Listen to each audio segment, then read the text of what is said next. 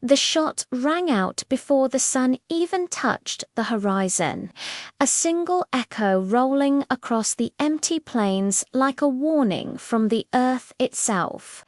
And somewhere beneath that fading thunder, a cowboy named Jace Holloway realized the past he'd been running from had finally found him. He rode into the small desert town of Ashwater Ridge just as the last light of day burned the sky red. Dust rose behind his horse like smoke trailing a ghost.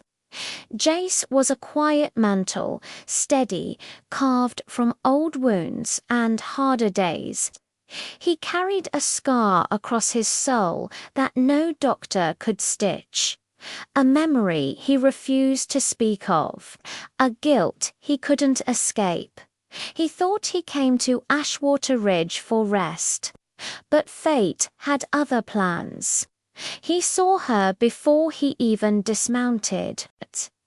She stood by the old well at the edge of town, her long dark hair catching the dying sun, turning each strand into liquid gold. Her dress fluttered softly in the warm evening wind, and her eyes wide, bright, wild watched the horizon as if afraid of what might rise from it. There was something about her. Beauty, yes, but something deeper, a quiet storm living beneath her calm. When she noticed him looking, she tried to look away, but not before he caught the flicker of fear in her eyes. Jace stepped down from his horse. "Evening," he said softly. She nodded, but her voice trembled. "You shouldn't linger here alone, cowboy," and wise that her gaze shifted toward the empty desert. "Because some things find you easier in the dark." Before he could ask more, she walked away, disappearing into the warm lantern glow of the old saloon. That should have been the end of it. But Jace felt something pulling him toward her, something unspoken. Something dangerous. Inside the saloon, shadows danced across the walls as the lanterns flickered. Jay sat in a corner, his hat low, his back against the wall. He watched her move, graceful, careful, her smile hiding a sadness she tried too hard to bury. A few rough men watched her too long, their intentions clear. One pushed up from his chair and approached her. Jace rose before he realized it.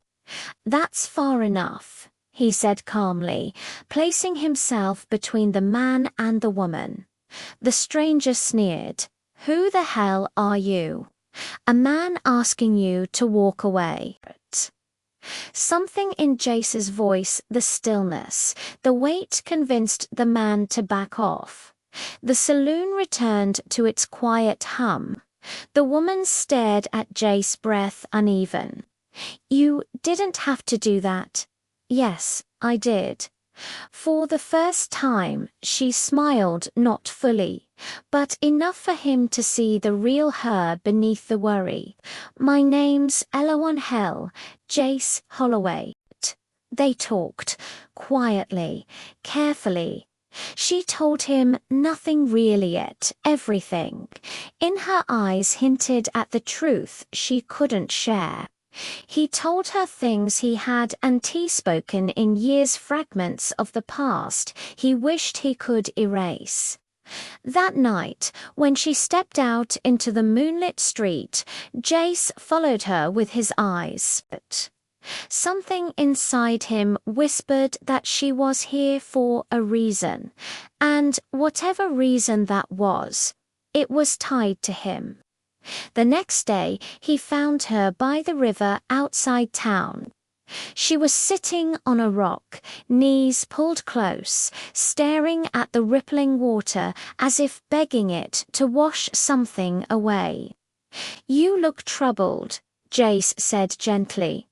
She didn't turn, I am troubled.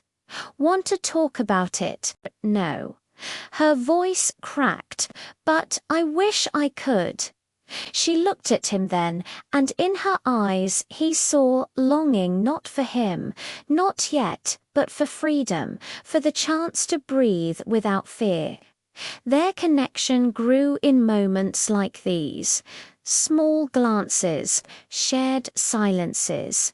The way she leaned closer when the wind grew cold, the way he softened when she spoke. Something fragile, something deep. But the truth was coming for them fast. It arrived as the sound of hoofbeats thundering across the plains near sundown. Eloan froze. "They found me," she whispered, voice breaking. "Jace, I need to tell you something." He waited, steady, patient. "My real name is Eloan Blackthorn," she said. "My family, my brother. They were hunted by a group of bounty riders, men who wanted the land we refused to sell. They killed him and now they want me." Jace's jaw tightened. "Why here?" "Because the man who killed my brother," tears welled in her eyes. "He's the same man you once rode with." The world seemed to stop. Jace felt the desert close around him, choking the air. "Who?" he whispered. "Marshal Denton Hayes." Jace staggered back as the past hit him like a blow. Hayes, the man Jace once trusted. The man who betrayed him. The reason for the scar on Jace's soul. Now Hayes was coming for Eloan. Gunfire cracked in the distance. Jace grabbed her hand. "We're not running, not anymore." But they took shelter behind an old abandoned cabin as Hayes and his riders closed in. Shadows grew long across the earth. The wind howled through broken boards like a warning. Jace looked at, Eloan truly looked at her. "You trusted me with your truth," he said softly. "Now trust me to protect it." She touched his cheek, her hand trembling. "I already do." Hayes arrived. Words were exchanged. Guns were drawn. The past demanded its reckoning. And Jace Holloway quiet, brave, wounded Jace Jews to fight for something for the first time in years. When the dust settled, Hayes lay defeated, his riders scattered like ghosts in the wind. The desert breathed again. Eloan stepped to Jace's side, tears shining in the fading light. "You saved my life," she whispered. "No," he said softly. "You gave mine back to me." The sun dipped behind the horizon, painting the world in gold and fire. Two silhouettes stood side by side, the cowboy and the woman who stole his heart, their futures finally free.